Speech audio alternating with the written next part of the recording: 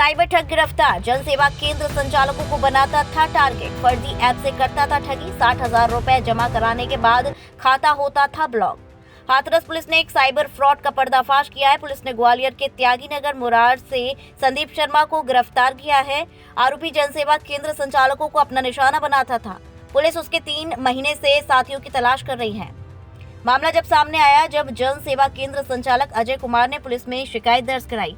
उन्होंने बताया कि 30 अक्टूबर को दीपिका साहू नाम की महिला ने उन्हें फोन कर एक्सिस बैंक की तरफ से एक्सप्रेस मनी पेमेंट ऐप के जरिए कमीशन का लालच दिया। इसी तरह का फ्रॉड भूपेंद्र सिंह के साथ भी किया गया। पुलिस अधीक्षक चिरंजीव नाथ सिन्हा ने बताया कि आरोपी और उसके साथियों की कार्यप्रणाली बेहद चालाक थी। वह जन सेवा केंद्र संचालकों को फोन कर मनी एक्सप्रेस कंपनी का प्रतिनिधि बताते थे। लोगों को आकर्षित करने के लिए अच्छा कमीशन और विदेश यात्रा जैसे ऑफर देता था।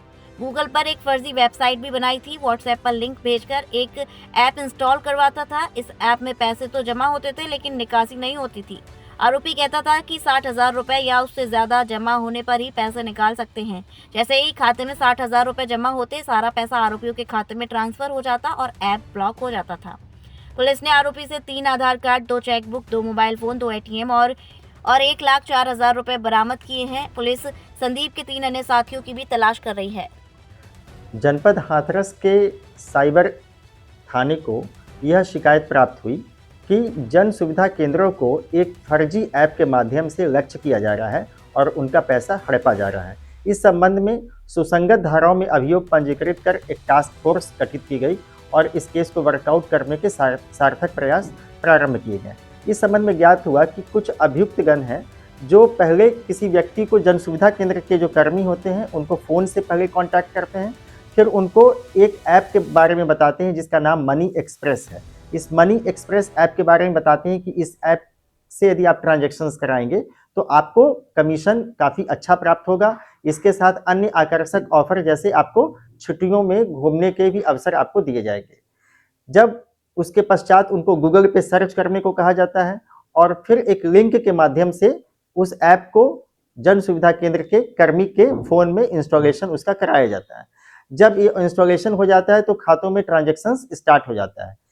जब ये मिनिमम 60,000 एंड एबव का जब ट्रांजैक्शंस हो जाता है तो वो जब जन सुविधा केंद्र का व्यक्ति उस पैसे को निकासी के बारे में बात करेगा तो वो ऐप ब्लॉक हो जाता है, वो नंबर भी बंद हो जाता है।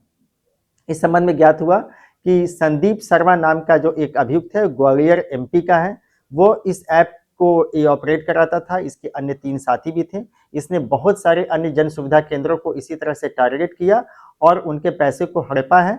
इस संबंध में आवश्यक विधिक कार्रवाई सुनिश्चित की जा रही है और जितने अन्य जन सुविधा केंद्र हैं उनके बारे में भी यदि उनका नुकसान हुआ होगा उसको भी हम लोग इसमें अभी रैप अप करेंगे और उनके पैसों को बरामद करने के संबंध में आवश्यक कार्रवाई सुनिश्चित की